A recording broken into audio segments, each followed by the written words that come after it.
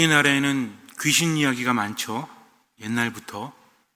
실제로 조선시대에 어떤 귀신이 있었다라는 것을 전해주고 있는 책도 있다라고 합니다.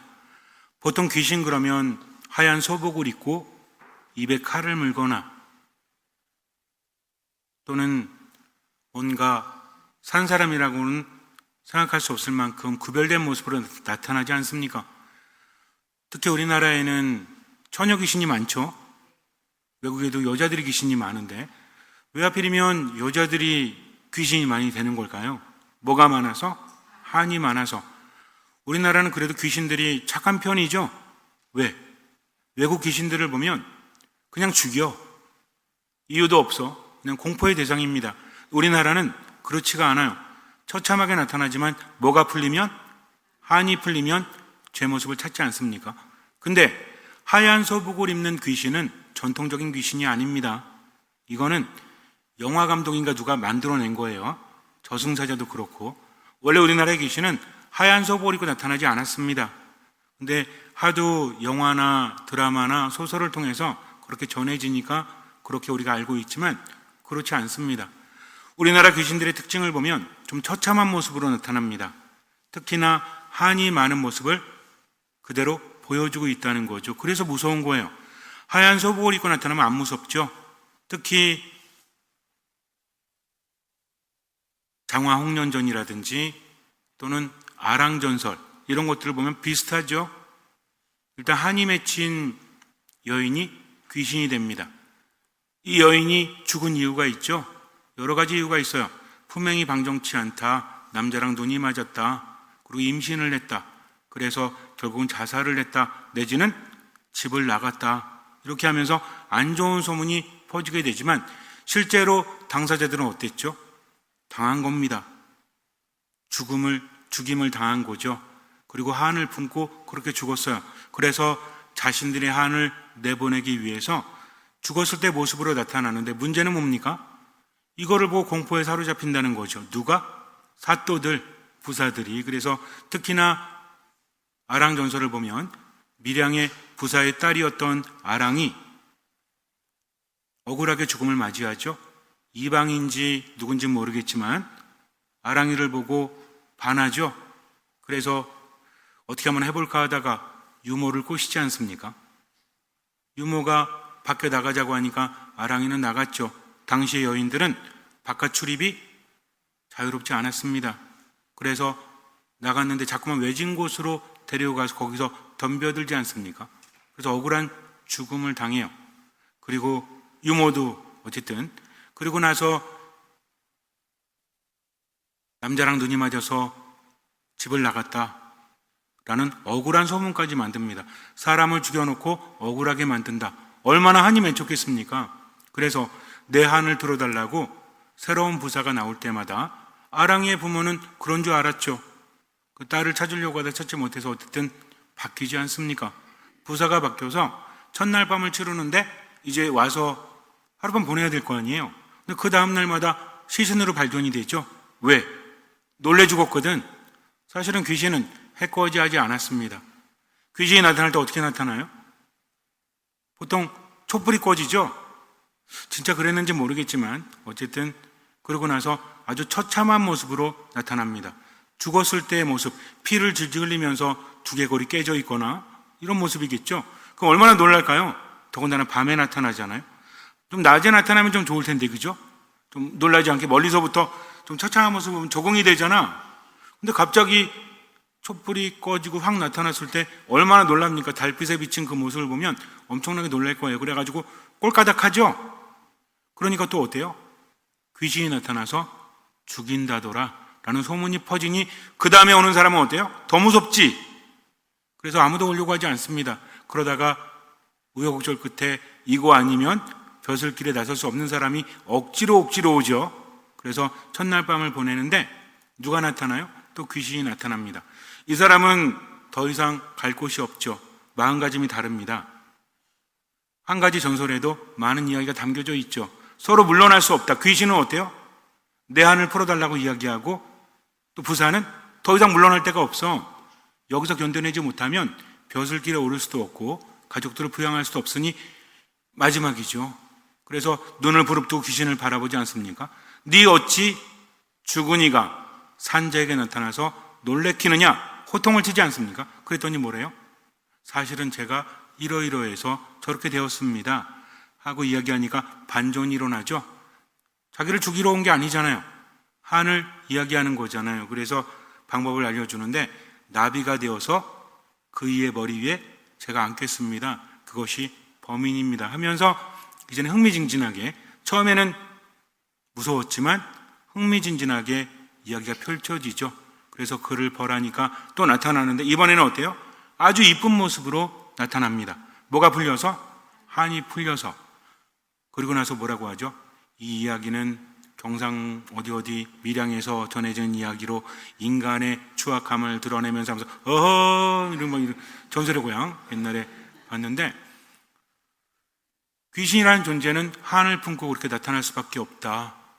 근데 그것이 풀렸을 때는 이제 아름다운 모습으로 살아가죠. 이 이야기는 전설의 이야기지만 우리들의 이야기이기도 하죠. 그냥 무섭게 하려고 하는 게 아닙니다. 전설이라는 것은 무서운 이야기가 아니에요. 인간들의 이야기고, 누구의 이야기입니까? 우리들의 이야기라는 거죠. 우리에게는 이런 모습이 있습니까? 없습니까? 밤마다 나타나는 존재가 있어요? 없어요? 있어요. 근데 이 존재가 누구예요? 나예요, 나. 내 상처받은 모습, 내 우울한 모습, 내 화나는 모습. 가끔 내 안엔 또 다른 내가 있지 않습니까? 내 속엔 내가 너무도 많아. 제가 이 노래 되게 좋아하거든요. 근데 거기뿐이 몰라. 내 속엔 내가 너무도 많아. 여기뿐이 몰라요. 너무 와닿기 때문에 우리는 어떻게 살고 싶죠? 기쁘게 살고 싶어요. 행복하게 살고 싶어요. 세상에 묵이고 싶지 않죠? 그런데 전혀 다른 내 모습이 나를 힘들게 하지 않습니까? 우울함에 가득 차서 움직이지 못합니다. 아무것도 하지 않으려고 그래요. 기력이 점점 떨어집니다. 때로는 너무나 화가 납니다. 정말 화내고 싶지 않은데, 그럴 때마다 힘들어 죽겠는데, 뭐가 힘들어요? 마음만 힘들어요? 모두 힘들어? 몸도 힘들죠. 왜 내가 이럴까? 왜 나를 이렇게 만드는가? 하면서 상황을 탓하고 다른 사람을 탓해도 바뀌는 게 없어요. 그래서 결국에는 내 탓이오 내 탓이오 하죠. 성당에서 누구 탓하래? 제 탓이오 제 탓이오 하니까 이 모든 게 누구 때문이다? 나 때문이다 라고 생각하지만 아무것도 나아지지 않습니다. 그래서 삶은 힘든 거죠. 희망이 없어요. 어릴 때는 그나마, 어른이 되면, 나이가 들면 바뀌겠지 라고 생각을 했는데 바뀌질 않아. 세상이 바뀌기를 바라십니까? 나도 안 바뀌는데 어떻게 세상이 바뀔 수 있겠어요? 그래서 더 희망적이지 않습니다.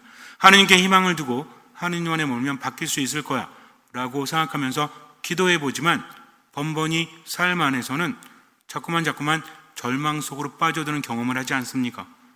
그래서 어쩔 수 없이 지금을 살아가지만 참 힘들죠. 우린 분명히 하느님 안에 머물러야 되고 하느님을 만나야 합니다. 하느님은 어떤 분이시죠? 우리에게 계명만을 알려주시는 분이 아니라 당신 안에 머물기를 바라시는 분입니다. 그분은 우리를 살리는 분이다. 우리를 구원하시는 분이다. 구원이 뭐라고 그랬죠? 회복시키는 거라고 했습니다. 힘들거나 괴롭지 않고 평화를 누릴 수 있도록. 근데 그분의 평화는 세상이 주는 평화와는 다르다는 거죠.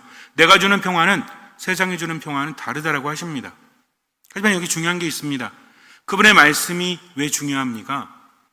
우리 인간은 원래 하느님을 만날 수 없었죠. 이스라엘 사람들은 하느님 만나면 어떻게 되는지 알았죠? 죽는지 알았습니다. 죄가 있는 인간은 하느님을 만나면 안 되는 거예요. 그래서 하느님을 만나면 늘 두려워하죠. 엄청난 체험을 하면 좋아하는 게 아니라 두려워합니다. 모세가 불타는 떨기 나무에서 하느님을 만났을 때 어떻게 하죠? 두려워 떨죠. 그리고 베드로가 엄청나게 많은 고기가 잡혔을 때 밤새도록 물고기를 잡았지만 한 마리도 잡지 못합니다. 이게 평상시거든요. 그렇다면 오전에는, 더군다나 오후에는 잡힐 리가 없습니다. 정오 때는, 낮에는 안 잡힌다는 겁니다. 근데 예수님께서 그물을 쳐라. 그것도 어디에? 깊은 데로 가서 그물을 쳐라. 이거 되게 중요한 겁니다. 밤새도록 어부들이 물고기를 잡았는데 한 마리도 잡지 못했다. 근데 물고기는 보통 해가 떠오르면 어디 있죠? 물 한가운데 있는 게 아니라 가생이로 가잖아요. 근데 예수님은 뭐래요? 해 같은 데다가 호수 가운데로 가서 깊은 데로 가서 그물을 치라는 거죠. 잡힙니까? 안 잡힙니까? 당연히 잡힐 리가 없죠. 그래도 어떻게 해요? 저희가 밤새도록 애써봤지만 한 마리도 잡지 못했지만 스승님께서 하라고 하시니 그렇게 할게요 하면서 그물을 쳤죠. 근데 물고기가 잡힐 거라고는 전혀 생각하지 않았습니다. 문제는 뭐였어요? 엄청나게 많은 물고기가 잡혀서 배 한 대로는 끌어올릴 수가 없었죠. 그때 베드로의 반응이 어땠습니까? 야, 대단하다. 스님의 말씀대로 하니까 많은 물고기가 잡혔구나 라고 하는 게 아니라 두려워합니다. 예수님 앞에 엎드려서 뭐라고 그래요? 저는 죄인입니다. 저에게서 떠나주십시오. 원래 이런 거였어요. 하느님 그러면 전지전능하신 분, 근데 두려운 분, 이렇게 생각을 했다는 거죠. 하느님은 늘 내 안에 머물라고 우리를 이끄시는데 우리는 그분을 두려워했다는 겁니다. 마치 사또들처럼. 물론 하느님과 아랑은 다르죠.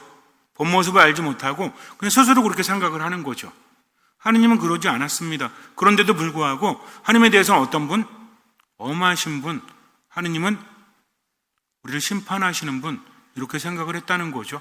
그래서 하느님은 어떤 노력을 하십니까? 우리는 보통 이런 생각을 할 수 있어요. 세상이 이런데 하느님 뭐 하고 계신가? 하느님 활동하십니까? 하지 않으십니까? 활동하십니다. 누구의 방식대로? 당신의 방식대로. 우리는 생각이 저마다 다르잖아요. 하느님 다음을 이야기할 때 하느님은 어떻게 하셔야 되죠? 세상이 죄를 지으면 무조건 벌하셔야 됩니까? 우리가 억울할 때 그러죠. 하느님 뭐 하십니까? 세상이 이렇게 막 나가고 있는데 왜 벌하지 않으십니까? 하느님께 들으시고 그래? 그럼 벌할게. 좋을까요? 우린 죄 없어요? 하느님께서 죄를 벌하시면 우리도 무사할 수 없다는 거죠. 근데 우리는 주관에 빠져서 그저 내 감정대로 하느님을 탓하지 않습니까? 하느님은 우리를 너무나 사랑하십니다. 그래서 당신의 방식대로 바꾸시는 거죠. 지금은 세상이 변하지 않지만 분명히 끝이 있습니다. 이걸 명심해야 돼요. 하느님은 기다려주시는 거죠. 우리야 유한한 세상을 살기 때문에 1년, 10년이 되게 중요하지만 하느님께는 아무것도 아니죠. 그렇지 않아요? 나이가 들수록 느끼는 게 뭐예요? 젊을 때는 인간의 삶이 긴지 알았지. 근데 나이가 드니까 어때요? 별로 길지 않습니다. 그닥 많이 남지 않았다는 거죠. 하느님의 기다림은 긴 것 같아도 길지 않아요. 그분은 뭐 하길 바라십니까? 회개하기를, 당신 안에 머물기를. 근데 하느님은 그냥 기다리시는 게 아니라 우리에게 오십니다. 당신을 우리에게 알려주시는 거죠. 이게 가장 큰 절정으로 드러난 게 언제입니까? 처음에는 예언자들을 통해서 당신의 메시지를 전하시죠. 깨닫길 바라십니다. 근데 사람들은 자꾸 두려워하죠. 회개를 하긴 하지만 이게 좀 뭔가 부족해. 그래서 어떻게 하십니까? 본인이 인간이 되십니다. 그분이 누구십니까? 예수 그리스도라는 거죠. 예수님의 대단함은 이겁니다. 하느님이 인간을 사랑하시기 때문에 당신을 보여주기 위해서, 당신을 알려주기 위해서 그렇게 되셨다는 거죠. 세상에 오셔서 어떻게 하셨죠? 기적을 행하십니다. 하느님임을 드러내는 거죠. 어떤 기적들이 있죠? 마귀를 쫓아내십니다. 중풍병자를 일으켜 주십니다. 나병 환자를 깨끗하게 하십니다. 수많은 병자들을 낫게 하셨죠. 뭔 얘기예요? 한 말씀으로 그렇게 낫게 했다는 것은 그분은 누구시다? 하느님의 힘을 지니신 하느님이시다. 이것을 알려주는 거죠. 옆에 있는 제자들은 그것을 보면서 놀랍니다. 야, 이분은 도대체 어떤 분이시길래 이런 기적을 행하실까 하면서 믿음이 생겨나죠. 그런데 결정적으로 가장 두려울 때 튀어나옵니다. 불신이 튀어나오는 거예요. 우리도 마찬가지예요. 편안하게 살고 싶은데 어느 순간에 어떻죠? 굉장히 화가 나죠. 굉장히 절망적이죠. 굉장히 슬프죠 하면서 뭐가 불어요? 바람이 붑니다. 겉으로 볼 때 멀쩡하지만 그래요? 여러분들이 지금 다소곳하게 앉아 계시지만 집에 가도 이러세요? 개인적인 삶을 살 때도 화가 나도 웃지요. 슬퍼도 웃지요. 그러세요? 어쩌면 저에게 보여주지 않은 모습들이 있으시죠? 없으세요? 집에서도 이러세요? 예전에 어떤 본당에 있을 때 어떤 자매님이 커피 한 잔을 신부님 커피 드세요. 굉장히 이렇게 얌전하고 이쁘시고 이런데 남편과 아이들이 저쪽에 있는데 남편한테 가더니 눈으로 본 남편이 이러더라고요. 그때 제가 들었어. 이 소리를. 이 뭔 소리야? 자매님들이 많이 하는 이거 있잖아요. 애들이나 남편이나 이러니까 다 바짝 얼어가지고. 근데 저한테는 안 그러시더라고요. 근데 그런 모습 뭐 무조건 나쁘다고 할 수 없지만 어쨌든 있잖아요. 우리 안에는 또 다른 내가 있어서 그러고 싶지 않은데 자꾸만 그렇게 되는. 왜 그렇습니까? 원치 않는데 그런 모습이 되는 거는 상처 때문이죠. 아픔 때문이죠. 어느 순간에 또 일어날지 모르죠.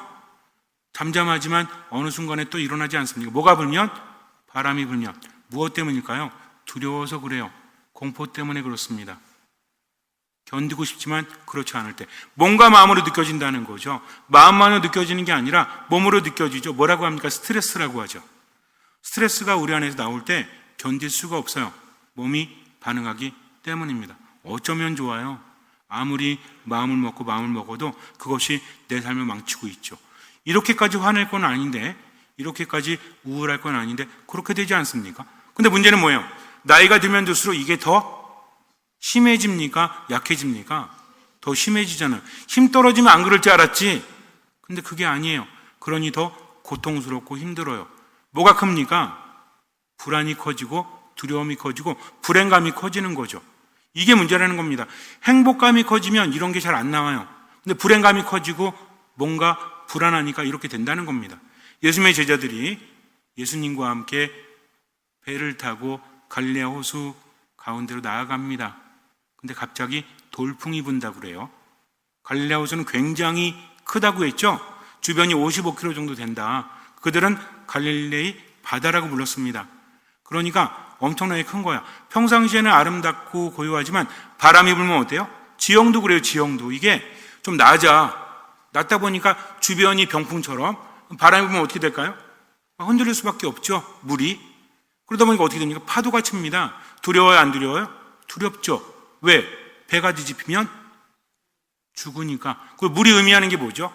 정화를 의미하기도 하지만 물은 기본적으로 뭘 의미합니까? 죽음을 의미해요. 우리가 세례받을 때 물로 세례받죠? 이게 의미가 뭐예요? 이제 너는 죽었어. 이제는 새롭게 사는 거야. 하는 겁니다. 그래서 옛날에는 다 침례했죠? 물 속에 딱 처박혔다가 밖으로 나옵니다. 물 안에서 숨을 쉴 수가 없잖아요. 이전에 나는 죽었다는 거죠. 이제는 새로 살아가는 겁니다. 즉 물은 뭘 의미하죠? 죽음을 의미합니다. 제자들이 아무것도 할 수 없어요. 만약에 풍랑이 친다고 할지라도 밖에서 보면 의미가 없지. 그렇지 않습니까? 내가 배를 타고 있고 이 풍랑 때문에 배가 뒤집힐지도 모르죠. 그러면 물은 뭡니까? 공포입니다. 두려움이죠. 내 안에 누가 나타나는 거예요? 하늘 품은 귀신이 나타나는 겁니다. 남들은 몰라요. 남들은 이렇게 말합니다. 좀 참지 그래. 좀 견디지 그래. 내가 못 견디는 겁니다. 내가 어찌할 수 없다라는 거죠. 그래서 어떻게 됩니까? 화를 내고 우울해하고 절망적으로 될 대로 되라 라는 식으로 살기도 한다는 거죠. 근데 나는 뭘 원해요? 행복하기를 바래요. 나는 뭘 원해요? 평화롭기를 바래요. 근데 이게 안 된다는 겁니다. 어쩔 수 있습니까? 어쩔 수 없어요. 제자들이 무슨 공포를 느끼죠? 죽음의 공포를 느낍니다. 우리가 화를 낼 때마다 뭘 느끼는 거예요? 죽음의 공포를 느끼는 겁니다. 우리가 우울할 때마다 뭘 느끼는 거예요? 죽음의 공포를 느끼는 거죠. 그 두려움이 크기 때문에 그러고 싶지 않은데 자꾸만 그렇게 하는 내 모습을 발견하게 돼요. 근데 나는 그 모습을 들어주려고 하지 않아요. 사또들 때문에 맨날 외면해버리는 거야. 그러면 됩니까? 안 됩니까? 안 됩니다. 그 모습을 마주해야 돼요. 처음엔 추하지만. 그러면서 듣고 어떻게 해야 돼요? 해결해 주실 분이 있죠? 누굽니까? 나는 길이요, 진리요, 생명이라고 말씀하신 누구십니까? 예수님이시죠. 그건 뭐라고 하세요? 나를 믿는 사람은 죽지 않는다. 죽더라도 살 것이다. 하십니다. 그분은 나를 나보다 더 잘하시고 사랑하신다는 거죠. 있는 모습 그대로 치유하십니다. 예수님의 기적의 의미가 뭐예요? 우리를 괴롭히는 사탄을 쫓아내시죠. 또 우리를 괴롭히는 병을 낫게 하시죠. 우리를 깨끗하게 하십니다. 그분의 기적이라는 것은 단순히 인간에겐 불가능한 것이 가능하게 되는 놀라움이 아니라 우리를 뭐 하시는 분? 회복시키시고 치유하시고 우리의 기쁨과 평화를 주신다는 거죠. 이게 기적의 내용이에요. 제자들은 아무것도 할 수 없죠. 우리도 마찬가지잖아요. 남들이 볼 때는 뭐라고 해도 나는 어쩔 수 없는 거잖아. 그러니까 화내고 우울해하고 힘들어하고 그러다가 어떻게 합니까? 이제 예수님 보이는 거죠. 예수님 뭐 하고 계세요? 주무시고 계시잖아요. 아니 도대체 하느님 뭐 하십니까? 이렇게 삶이 힘든데 저 그냥 내버려 두실 거예요? 라고 울부짖는 것과 뭐가 달라요? 저희가 죽게 생겼는데도 주무십니까? 그랬더니 예수님께서 일어나셔서 뭐라고 하시죠? 간신히 잠들었는데 이것들이 그러세요? 이렇게 심각하세요, 얼굴들이. 좀 웃으라고 농담했는데도 그냥. 예수님 뭐라고 하십니까? 일어나서 꾸짖으시죠? 바람을 꾸짖으시고 또 호수를 꾸짖으십니다. 그분이 말씀하셨을 때 어떻게 돼요? 바람이 멈추죠? 그러니까 어떻게 됩니까? 호수가 잠잠해집니다. 호수는 바람이 멈추면 잠잠해지는 거예요. 예수님은요, 아십니다. 왜 내가 힘든지를 나보다 더 잘 아십니다. 호수물은 눈에 보입니다. 뭐는 안 보이죠? 바람은 안 보여요. 언제 불지 알아요, 몰라요? 모른다니까. 내가 아무리 오늘 마음을 굳게 먹는다고 할지라도 내일 바람이 불지 내일 모레면 바람이 불지 몰라요. 바람이 불 때 알죠? 또 내가 분노에 휩싸이는구나. 내가 또 우울함에 휩싸이는구나. 근데 그분은 바람 자체를 잠재우시는 분입니다. 아무리 하느님 믿어도요, 내 안에서 바람은 불 수밖에 없죠. 그러나 걱정할 필요가 없습니다. 왜? 그분이 함께 하시고 그분이 바람을 잠재울 것이기 때문입니다. 비록 하느님께서 잠을 자시는 것 같아도 어떻습니까? 그분은 나와 함께 하신다는 거죠. 그래서 신앙은 뭐예요? 기다릴 줄 아는 거죠. 누가 함께 하심을 믿고? 하느님께서 함께 하심을 믿고. 분명히 삶의 체험을 통해서 하느님을 느낍니다. 아예 이 체험도 없다면 문제가 심각한 거예요, 이거는. 예수님의 제자들은 예수님의 기적을 체험했죠. 근데 지금 죽음의 공포 앞에서 예수님을 깨우지 않습니까? 여러분들은 기본적으로 하느님 느끼십니까? 느끼지 못하십니까? 만약에 못 느끼시면 고민하셔야 됩니다. 내가 미사를 제대로 하고 있는지, 말씀을 묵상하고 있는지, 기도하고 있는지. 이것도 안 되면 안 돼요. 근데 살다 보니까 미사를 하고 말씀 묵상하고 기도하다 보니까 체험을 하게 돼요. 하느님께서 함께 하시면서 길을 열어주시는구나. 아무것도 안 보였는데 그분을 따라갔더니 이렇게 되더라 라는 경험을 할 수 있죠. 분명히 성질대로 감정대로 살 수 있는데 하나님의 뜻에 맞게 살기 위해서 어떻게 했죠? 성어 그으면서 그래 듣는 마음으로 하느님 감사합니다 하면 살다 보니까 나중에 깨닫게 되죠. 이게 이런 거였구나. 눈에 보이지 않은 하느님께서는 이렇게 이끄시는구나. 근데 또 살다 보니 어때? 또 이것을 잊게 되죠. 그러면서 어떻게 됩니까? 믿음이 생겼다가 안 생겼다가 생겼다가 안 생겼다가 이런 경험 해요, 안 해요? 합니다. 믿음도 그래요. 믿음이 막 생겼다가 갑자기 없어지는 것 같아. 그러다 또 생기는 것 같아. 근데 꾸준히 그러면서 어떻게 되는 거죠? 성장하는 겁니다. 그러면서 내 안에 믿음이 생기고 나중에는 어때요? 아이가 어른이 되듯이. 아이들은 어때요? 처음에 이런 거 저런 거 알려줘도 어때요? 시키는 대로 하다가도 또 실수하잖아요. 근데 그러다가 어른이 되니까 제대로 살아가지 않습니까? 우리도 마찬가지예요. 근데 신앙적으로 하느님도 모르고 미사도 안 하고 말씀 묵상도 안 하니까 그냥 맨날 어린애야. 이러면 안 된다는 거죠. 그래서 듣는 마음으로 꾸준히 미사 말씀 기도 안에 머물러야 돼요. 그 다음에 체험을 통해서 신앙은 성장하지만 또 바람이 분다면 어쩔 수 없죠. 휘둘릴 수밖에 없습니다. 근데 또 어때요?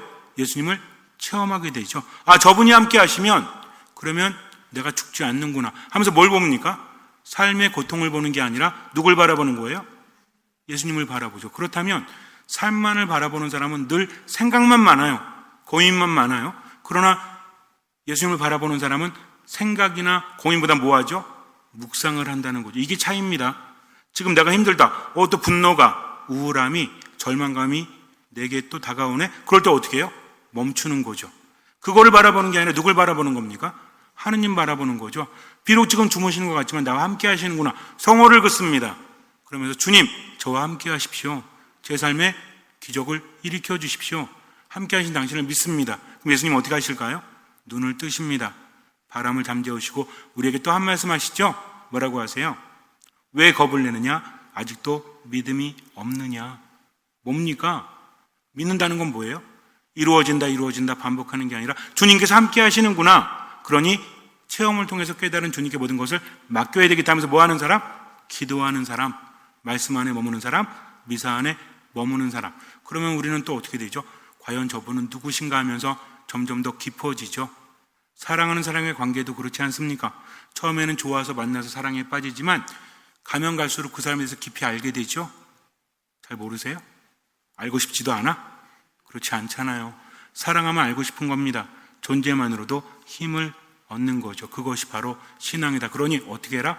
하느님 믿어도 바람은 불지만 그분이 바람을 멈추신다. 그러니 뭐 할 필요 없다? 걱정할 필요 없다. 왜? 그분께 맡기면 되니까. 잠시 눈을 감으세요. 마르코가 전한 거룩한 복음입니다. 그날 저녁이 되자 예수님께서 제자들에게 호수 저쪽으로 건너가자 하고 말씀하셨다. 그래서 그들이 군중을 남겨둔 채 배에 타고 계신 예수님을 그대로 모시고 갔는데 다른 배들도 그분을 뒤따랐다. 그때 거센 돌풍이 일어 물결이 배 안으로 들이쳐서 물이 배에 거의 가득 차게 되었다. 그런데도 예수님께서는 그물에서 베개를 메고 주무시고 계셨다. 제자들이 예수님을 깨우며 스승님, 저희가 죽게 되었는데도 걱정되지 않으십니까? 하고 물었다. 그러자 예수님께서 깨어나시어 바람을 꾸짖으시고 호수더러 잠잠해져라, 조용히 하여라 하시니 바람이 멎고 아주 고요해졌다. 예수님께서는 그들에게 왜 겁을 내느냐? 아직도 믿음이 없느냐? 하고 말씀하셨다. 그들은 큰 두려움에 사로잡혀 서로 말하였다. 도대체 이분이 누구이시기에 바람과 호수까지 복종하는가? 내가 대단하기 때문이 아닙니다. 그분이 나와 함께 하시기 때문이죠. 그분이 나를 사랑하시기 때문입니다. 때로는 정말 처참한 모습으로 내게 불안을 야기시키는, 공포를 야기시키는 내 모습이 있을 수 있죠. 그럴 때 멈추십시오. 화가 날 때, 우울할 때, 힘들 때, 절망적일 때 멈추십시오. 성호를 그으십시오. 주님을 바라보세요. 내 삶을 바라봐봤자 나아지는 거 아무것도 없습니다. 주님 바라보고 말씀하세요. 주님, 당신 믿고 제 뜻이 아니라 당신의 뜻대로 하겠습니다. 제가 너무나 화가 나고 불안하지만 이 마음마저도 기분마저도 당신께 봉헌하겠습니다. 저 부는 바람을 주님 잠재워 주십시오 하면서 기도하십시오. 그리고 양심을 통해서 들리는 말씀이 있다면 그것을 실천하십시오. 나머지 주님께 맡기십시오. 주님께서는 그 믿음을 보시고 바람을 잠재워 주시고 내 삶의 기적을 일으켜 주실 것입니다. 아멘.